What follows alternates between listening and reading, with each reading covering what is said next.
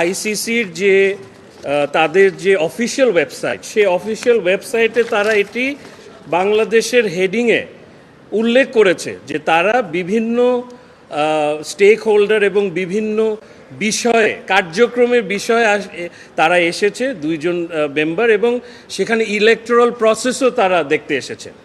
এই জিনিসটি নিয়ে খুব দুঃখজনক বিষয় হলো যে আমিও খেয়াল করলাম যে গতকালকে একজন আইনজীবী এই বিষয়ে একটি স্টেটমেন্ট দিয়েছে যেটি টোটালি অসত্য। এটা এই অ্যাডহক কমিটি গঠন হয়েছে এপ্রিল মাসে, এরপরে দুইটি ইন্টারন্যাশনাল ট্যুর হয়েছে বাংলাদেশে, নিউজিল্যান্ড, পাকিস্তান, এবং এই ইন্টারন্যাশনাল ট্যুরগুলো কোনো দিনই সম্ভব হয় না যদি আইসিসির কোনো রকমের কোনো ভ্যালিডেশন না থাকে। কারণ এই দুইটি ট্যুর এবং গত 2 মাস ধরে যাবতীয় কার্যক্রম সবই তো এই অ্যাডহক কমিটি করছে।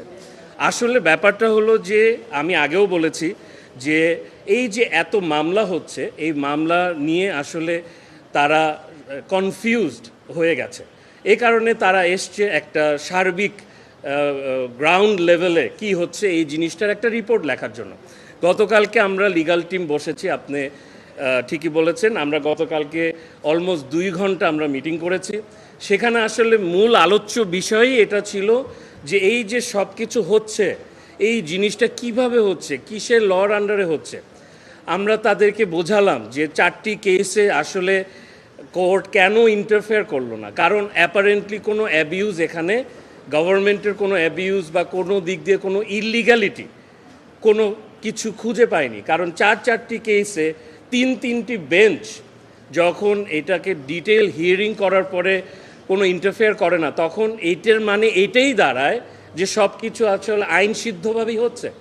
সো এই জিনিসগুলো আমি রিকোয়েস্ট করব যে এরকম কোনো বিভ্রান্তিমূলক কোনো স্টেটমেন্ট আমরা না দিই, কারণ দিন শেষে ক্রিকেট আমাদের সবার, এবং এই ক্রিকেটকে বাঁচাতে গেলে, এবং already cricket is doing really well. বাংলাদেশে এই পাকিস্তানের মতন একটি শক্তিশালী টিমকে যখন বাংলা ওয়াশ করে আমরা ছেড়ে দিলাম, তখন এই যে কালকে অস্ট্রেলিয়ার ট্যুর হচ্ছে, কালকে অস্ট্রেলিয়া টিম আসবে, আমরা আসলে ক্রিকেটটাকে বাঁচানোর জন্য সব কার্যক্রম গ্রহণ করি, কাউকে যাতে বিভ্রান্তমূলক কোনো কথাবার্তা না বলি।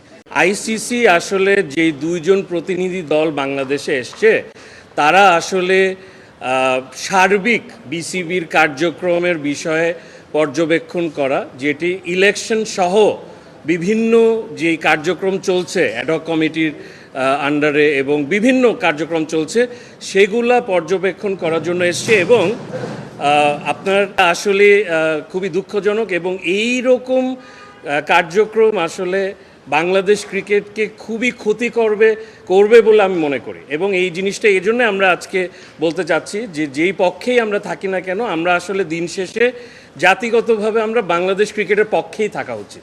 আরেকটা জিনিস নিয়ে খুব বিভ্রান্তিমূলক স্টেটমেন্ট দেওয়া হচ্ছে, সেটা হলো যে অ্যাডহক কমিটিরকে আইসিসি এন্ডোর্সমেন্ট দেয়নি, এটা একদম গতকালকে সুনির্দিষ্টভাবে বলা হয়েছে।